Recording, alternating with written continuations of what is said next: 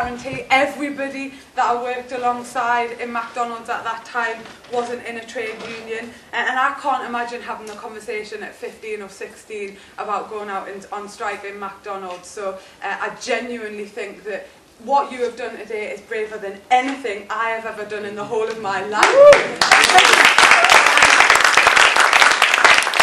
And probably better than anything I'll ever achieve, because for me it's really important that we don't see parliamentarians that might be on the left as any kind of saviour. They are one part and can only be a mouthpiece for the struggles that are happening in workplaces and on the streets. And, you know, I can be that mouthpiece for my constituents. I just want to tell you about a little struggle I had when I worked at McDonald's, and it honestly pales in comparison to what you've gone through. But can you remember when tooth gems were a thing? Can you remember, like, when people got diamantes glued, like, really fixed onto their teeth? Well, of course, because I was really cool, I had one of those tooth gems on my teeth, and management did not like it, and they hounded me, like, you're going to have to go home. I was like, it is glued on so hard, my tooth will come off before the tooth gem goes into the burger. I can't get it off, so I'll have to go home. Anyway, that was my little bit of to the management. I never went home, and they never sacked me, you know. So maybe I'll go down in history like you one day.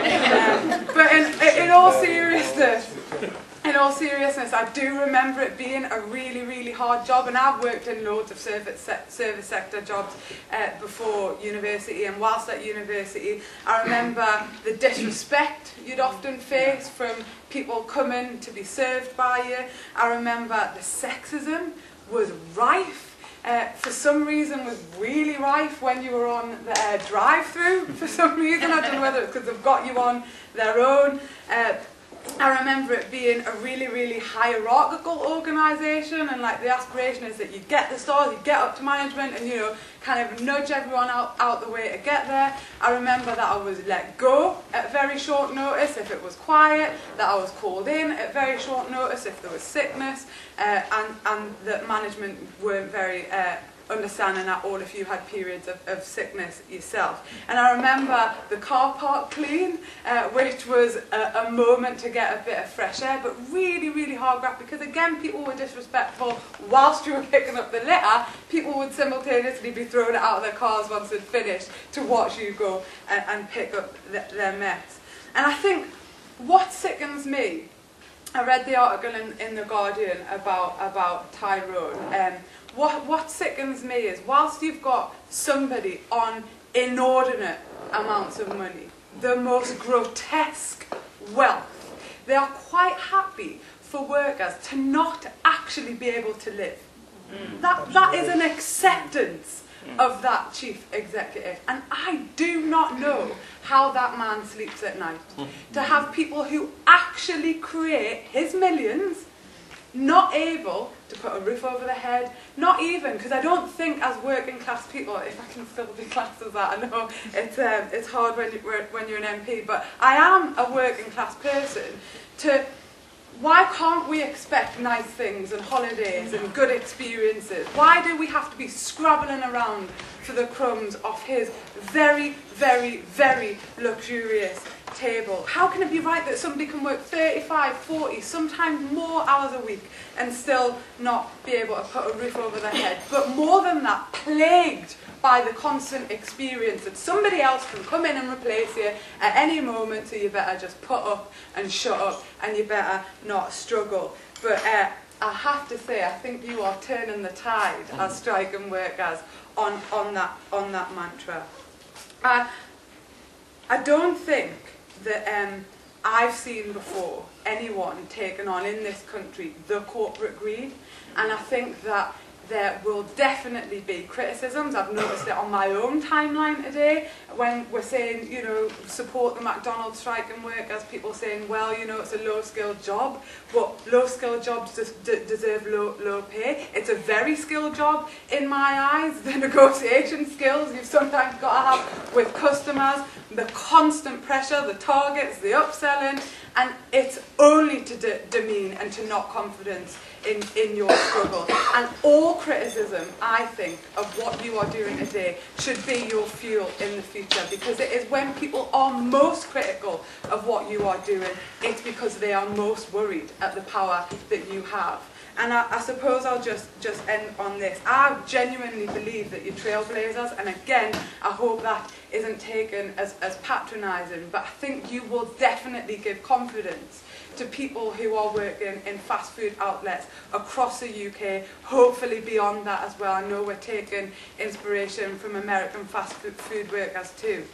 If you were around when I was 15 in McDonald's, you would have completely inspired me to get involved in the struggle. So please, like in your darkest moments, when management's being grotesque, when members of the public aren't very, very favourable, know that it's incremental, and change is always incremental, and that I genuinely do believe one day you'll have victory. I certainly believe you'll have a £10 wage at some point, and I certainly believe you will be inspiring thousands of workers across the country. So thank you so much for being the first.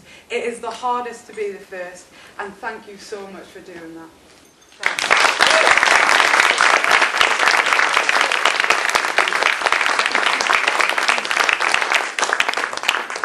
Thanks so much for coming to join the meeting tonight, Lauren, for all that support. My next speaker doesn't really need very much introduction at all. She's a bit of a superstar, a bit of a Italian superstar of the day. Shen Batmez is one of the leading strikers from McDonald's at Crayford. And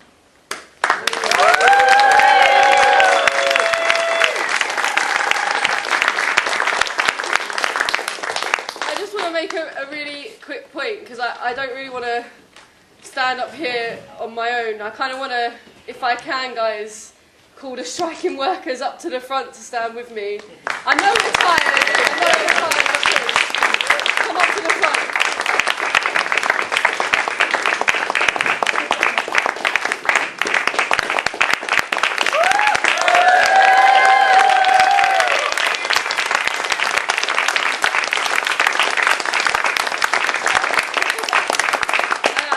I just wanted to do this to prove a point that not a single one of us could have done this alone. Not a single one of us could have done it without each other to support us.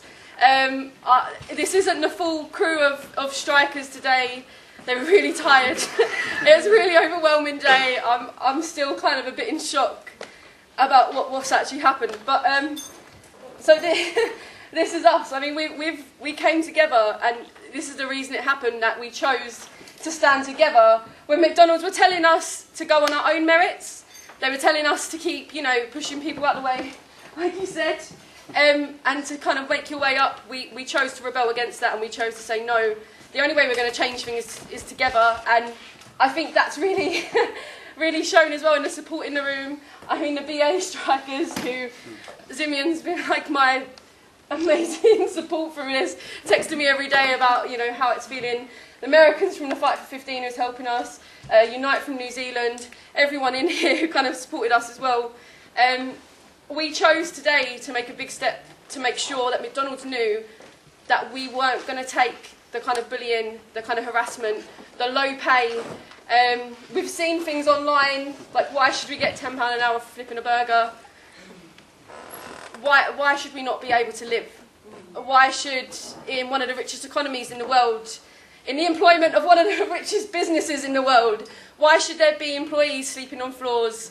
Why should there be employees living out of boxes? Why should there be a mum of a 4-year-old child homeless? It doesn't make sense. And this is the thing. I mean, I think you guys will kind of agree with me. This is why we're fighting, because when we start with McDonald's, who set the floor, the battle's half won. Then the rest of the businesses have to follow suit. If we can make McDonald's work in our favour, the rest of the businesses have to follow suit.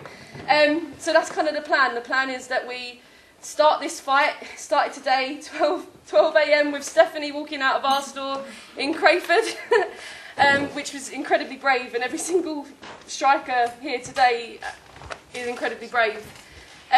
Next step is organising more stores. Manchester, we've got...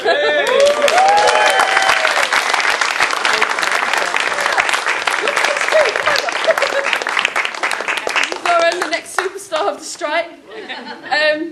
yeah, just standing together. I'm really sorry, I haven't prepared anything. I'm really tired. This is kind of all I can do right now. But I just wanted to make sure that all of us were standing up here together because we wouldn't have been here unless we worked together. So.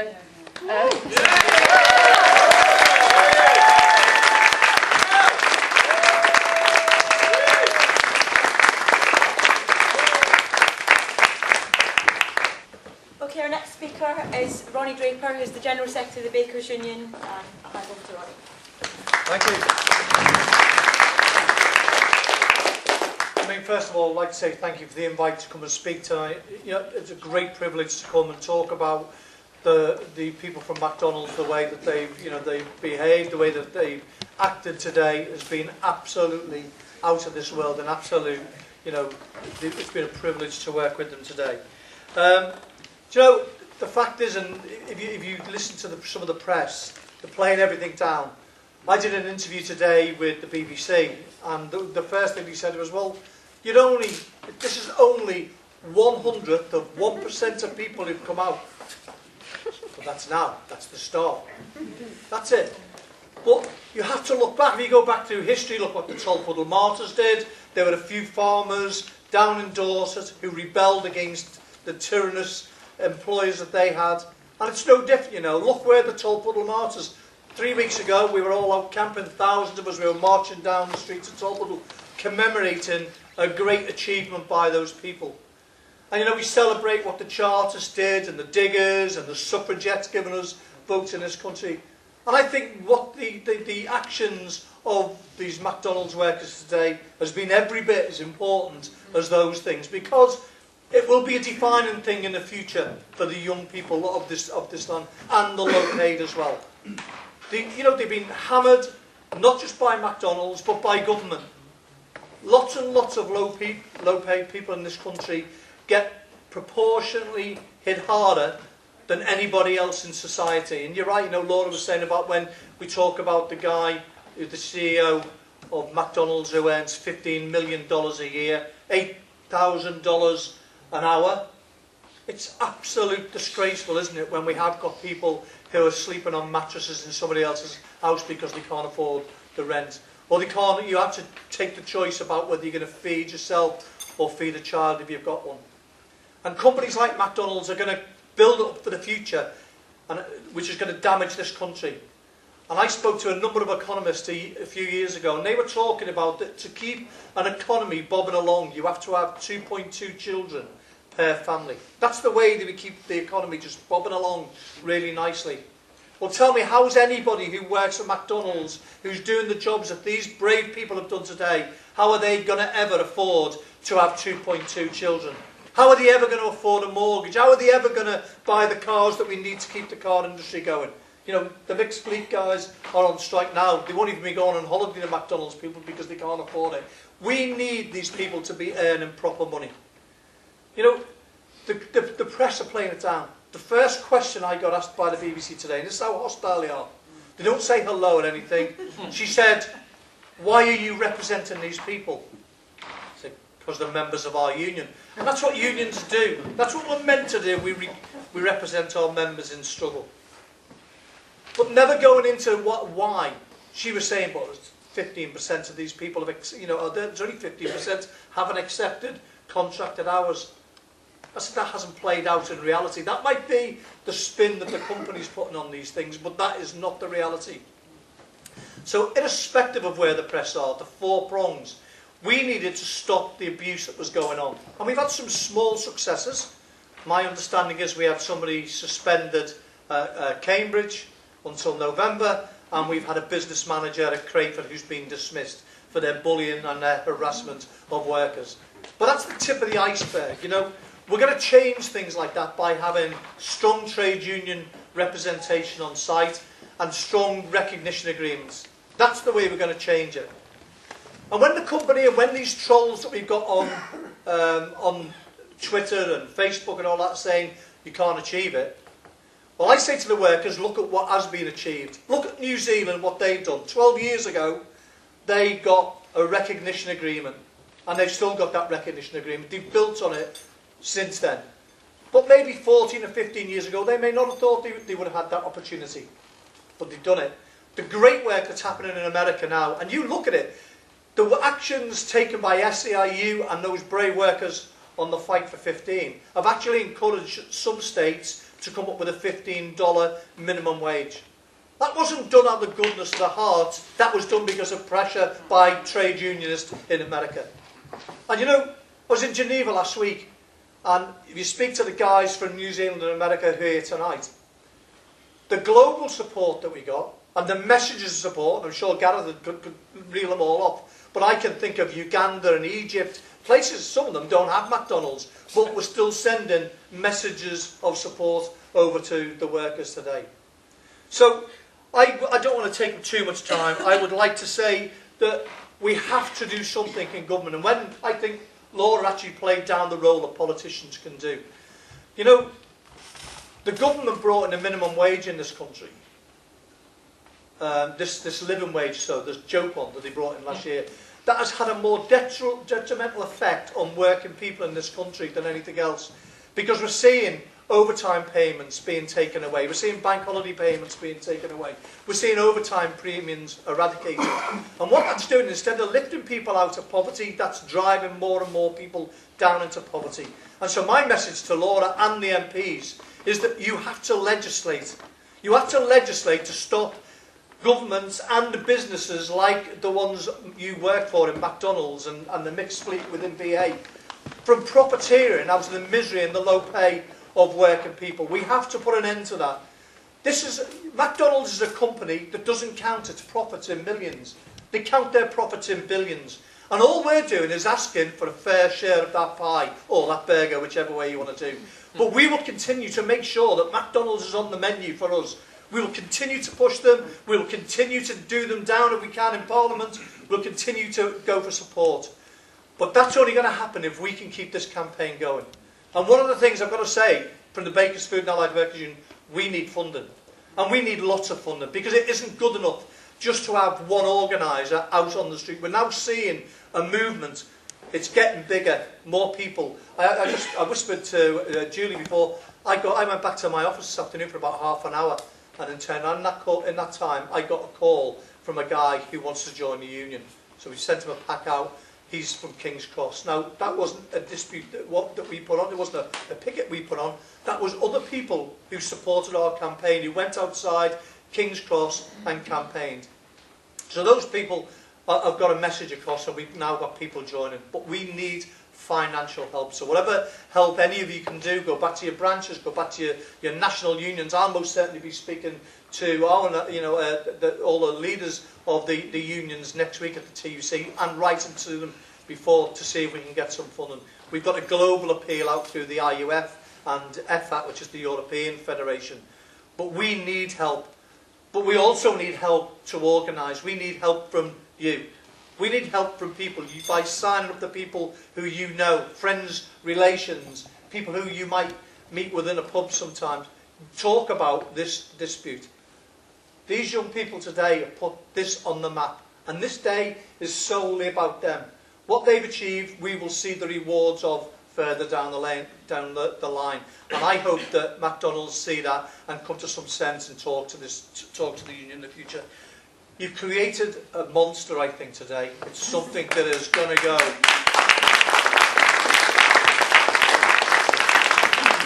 It's a fight we want to win, and it's a fight we will win.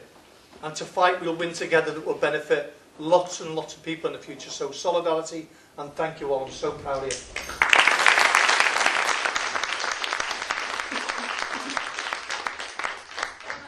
And just to let people know, because if you're thinking what you can do to support the campaign, all the information about the strike fund, we do want people to push that out into their networks, to give to it. We've got buckets. We're going to do a collection at the end of the night. We've also got model motions that people can take back into their trade union branches, that you can pass to affiliate to the campaign, that you can give a donation and so on. So if people want to take them away with them, that would be really good. The next person I want to introduce, I think, has already been inspiring lots of different disputes. I think I've met Zimeon first from the BA strike. when we were marching through central London with the Barts cleaners and with the Bank of England workers who were all on strike together on the same day, which was a really lovely day of solidarity. But it was really inspiring, actually, that the first thing Shen said to me before the meeting was that actually, you know, the inspiration that the support you've given to the McDonald's workers when they're going into their fight. So I think that solidarity has been really crucial. But these are guys that have been on strike for 85 days, is it now? Very long running dispute. So I'll hand over to Zimeon.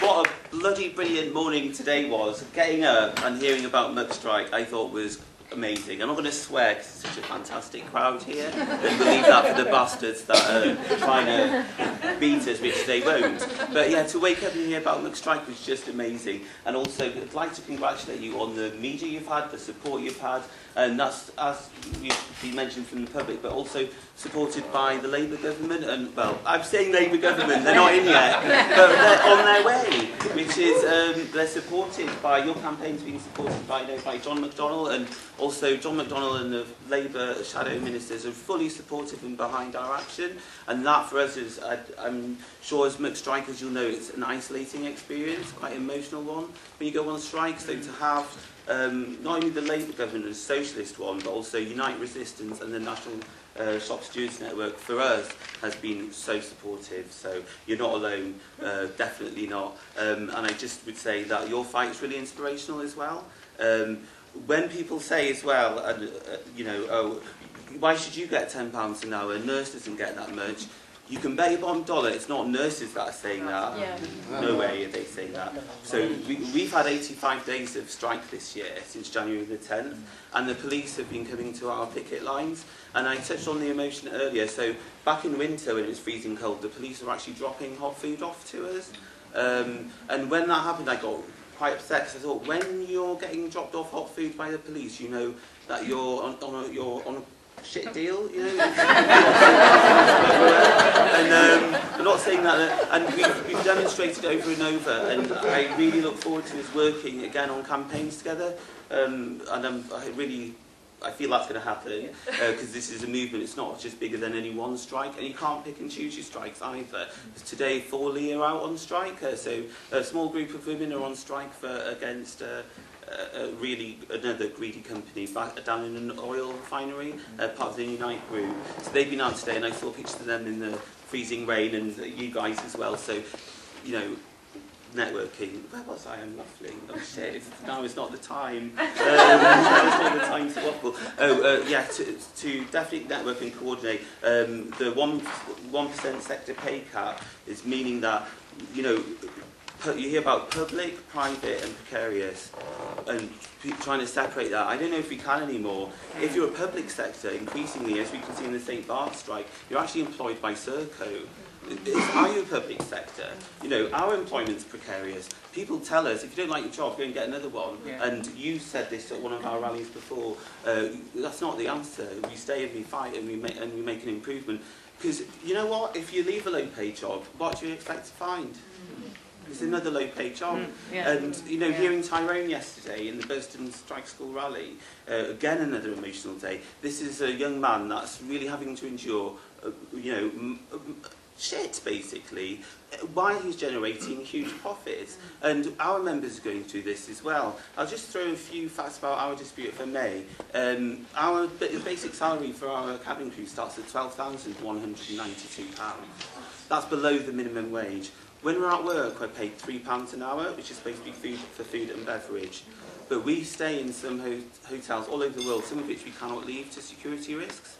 So BA say that brings us above the minimum wage level. But it's either for food and subsistence down route, or it's not.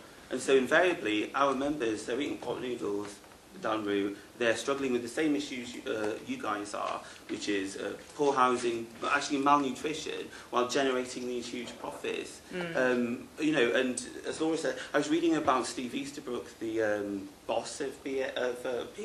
You know, they are interchangeable. They know each other. But I don't think we'll see Steve Easterbrook on BA, because he has a private jet, which he's entitled to use for personal use. You know, our members are sleeping in cars, and here's a boss that's flying in a private jet. His wage doubled last year. The company are making $500 million in efficiencies. And you know, when I see that word efficiencies, it's stomach curdling, because you can bet your bottom dollar that's more poverty, more inconvenience, more members, more human beings getting trampled on for profit, and he's been congratulated. And you know what, in his last report to the shareholders, he said he felt energised. Well, bloody hell, thank you, McStrike, because this morning I felt energised, and I still do, as long as you're going.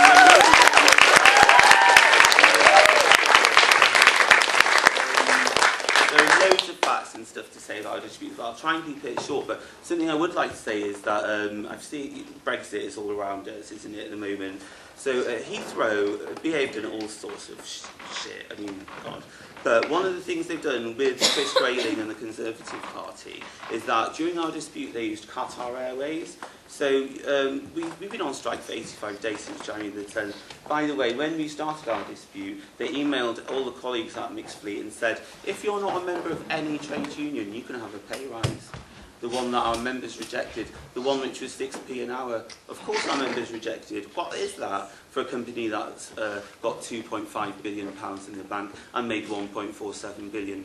Yes, we're going to say no to that. But they offered the pay rise to people that are not in any trade union. So now we have colleagues who earn £555 a year and 14 pence an hour more than our brave members who have gone on strike. Just last week, non-strikers received a payment of £250, which the company admitted they'd saved from the bonuses they'd confiscated from strikers. We've had bonuses removed for 2 years. We've had our staff travel removed for a long period, depending on when you went on strike. Yellow pens, they're trying to ban those. If you discuss the strike at work, you get suspended. If a non-striker complains about it, you get suspended. So we wore the yellow pen, which BA have tried to, oh God, you people look depressed. But I need to share this, and that's one of the things about solidarity, is that we will be sharing each other's stories, and it's part of the same story, because capitalism is not just BA or just McDonald's, it's the whole system. And so our movement and trade unionism must also be that whole movement, which is, again, why I'm more energised than Steve Easterbrook, even though I don't have a private jet. On off them somewhat, and I've been in one. I should shut up, Steve. Nothing to say. Oh yeah, you know, you might hear it as well. This myth that you know, when bosses make all these billions, they're called successful, and when workers try and get more rights or more pay, we're called militant. So what day is it today? Monday. Militant Monday. Let it go on every week. So I think that's just about it. But just massive congratulations, McStrike, and we look forward to seeing your struggle spread. We look forward to seeing you win, and also when you do win, it's so important for our members, because that means that if people say to us, oh, why don't you get a better paid job? Yeah, we might come and work with you at McDonald's. But it also means that, you know, it's the whole system, isn't it? Let's face it. And today is so important because it's just a real focus, real inspiration, and it shows that, you know what, the times are changing, and this is another part of that. So thank you much.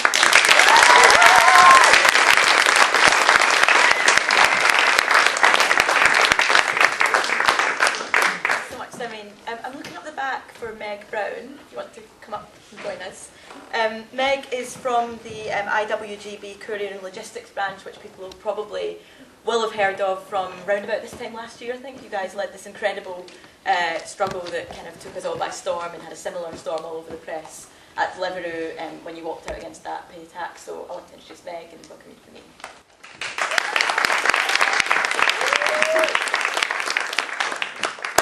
Thanks very much. I mean, it's really inspiring to see McDonald's workers on strike. We saw the struggles in the US, the same deal, you know, like, it's really important for all of us low-paid workers to stand up like you have and get inspired by each other's struggles, because it's so meaning to get told these same things as Zimeon was saying. You know, you get told, why don't you just get another job, or McDonald's burger, you know, you're just a burger flipper, all these sorts of things, or you're just a delivery driver, like, oh, why should you get paid £10 an hour, why should you be able to earn a living wage, how ridiculous is that? I mean, with Deliveroo and the courier industry, we're fighting not only just to get the basic employment rights that everyone else gets, but just the dignity that everyone else gets. You know, it's the struggle of having to fight for those basic things that we don't even get because we're told that we have freedom and flexibility with 0 hours contracts, with bogus self-employment contracts. It's a farce, and people are lapping it up. I mean, we have members and people who engage with our members telling us, well, why would you want to lose this freedom of flexibility? Why would you not want to be these small businesses, running your own, being an entrepreneur? I mean, how ridiculous is this? Deliveroo are a international company who are raking in, you know, they're not profiting, but they're expanding everywhere. Last year they expanded 400%. It's astonishing. I mean, the CEO of Deliveroo tells us that he weekly does deliveries, that for 9 months of the beginning of the company, he was a delivery driver himself, day in, day out, and he didn't take a salary. Oh, wait a second, so you don't know what it's like to actually live off the salary that you're paying these people, because you never had to, because you're an ex-Wall Street banker. I mean, it's just astonishing, the stories you hear from, I heard from Tyrone, from the BA mixed fleet. It's astonishing stories of not being able to eat, not being able to live in a home. People we've heard have been evicted from their flats because the company won't pay them on time. And oh, it's just an error of administration, because we're always the last thing on their minds. The priorities are completely wrong, and it's up to us to stand up for it. We're all in the same thing, the outsourced workers, 0 hours contracts, bogus self-employment contracts, and we're on the September 27th, we are running a protest on the day of the Uber appeal. As you may know, Uber drivers won their employment tribunal last October to be determined that they have actual workers' rights rather than nothing. So the right to national minimum wage, right to holiday pay, I mean, it's really the bare minimum that they're asking for. Uber, of course, are going to take it all the way up to Supreme Court. This is the next stage. On September 27th, Wednesday morning, we're going to assemble outside of the Employment Appeal Tribunal, and it will be not only Uber drivers, it will be Deliveroo drivers, it will be couriers, it will be security guards who will march to University of London to support, who will also be on strike, another IWGB branch, who have a long-going dispute with their employer Cordon. It's the same story in all of these areas: outsourced workers, 0 hours contracts, precarious work. We're all in it together, and we're really inspired by all of each other's struggles, because if we all stand together, we'll be stronger. So I hope to see you there on September 27th, and we'll be there for you when we can. Solidarity.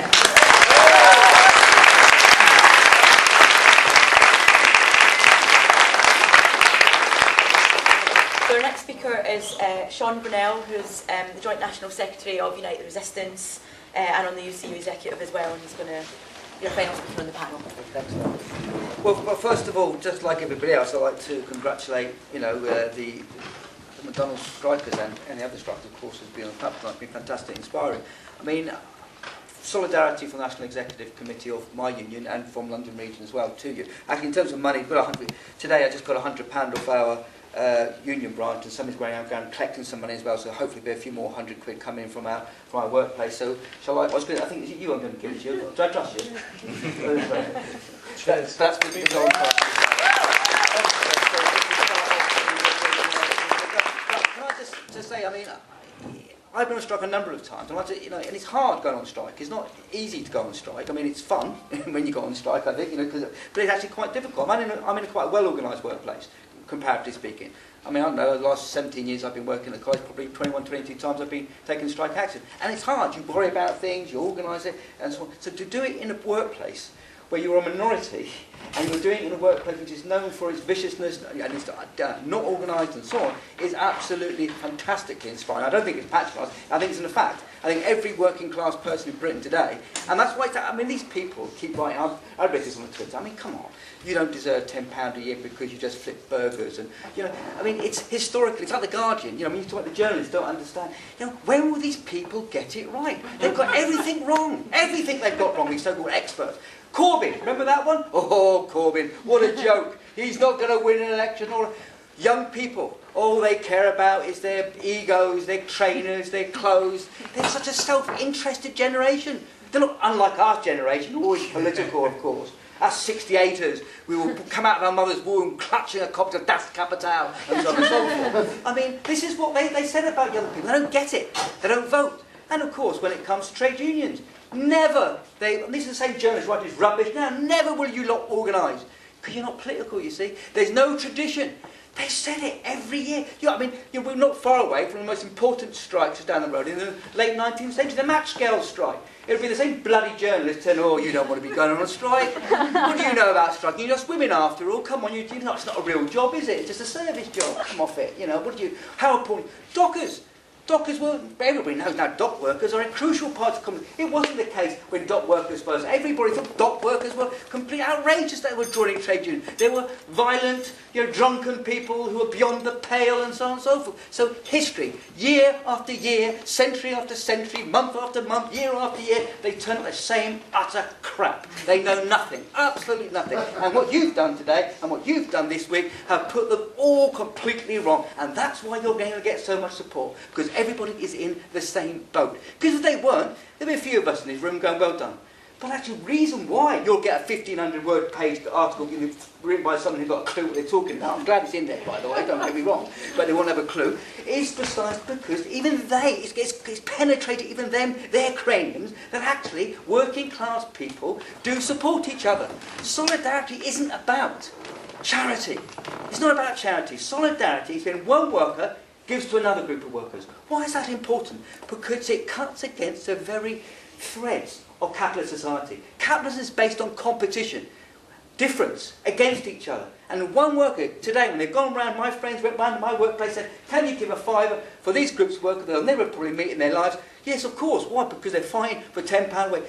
To my workers, I get £38,000 a year, and I'll come back to that in a moment. Far more than you get, and you deserve exactly the same wages as I do. Of course I'll give money to them, because they realise that their fight is our fight, and every single bit of collection is not just good for you, it's good for our movement. That's what solidarity is all about. So once again, thank you very much for that. You've helped to organise in my workplace, but I tell you, when my employer or my boss sits at the end of the room and I'm going rattling a bucket, I go up to him, you're going to give anything? I'm rattling away in his face, or I'll be back in a minute. Everybody else gives.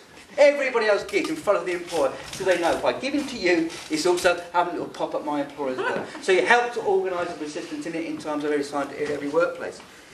But I'd say we'll come back to my point, but it's not just about low pay. You see, it's true, I get paid £38,000 a year.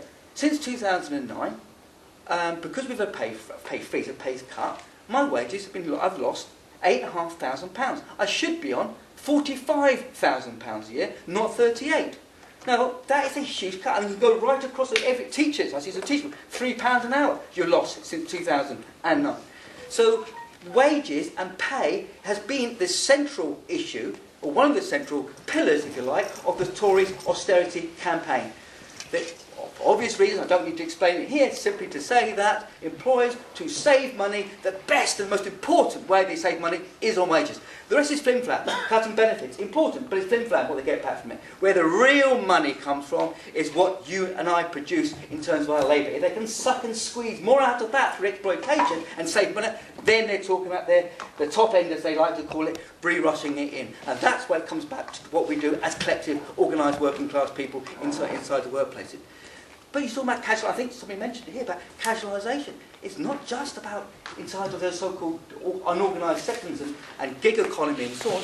In my workplace, 60% of the hours taught is done by hourly paid lecturers. I repeat, 60% of people in my workplace who teach 60% of the hours are done by hourly paid lecturers. And by the way, 60% of those are women. So you have a number of things here. You have institutionalised sexism, And also you have a question of casualisation. In further education, casualisation now there's only one other industry which has more casualised workers than further education, and that is, of course, the catering industry, which you'll be familiar with, and so on and so forth. Right? So it's not just higher education, 0-hour contracts.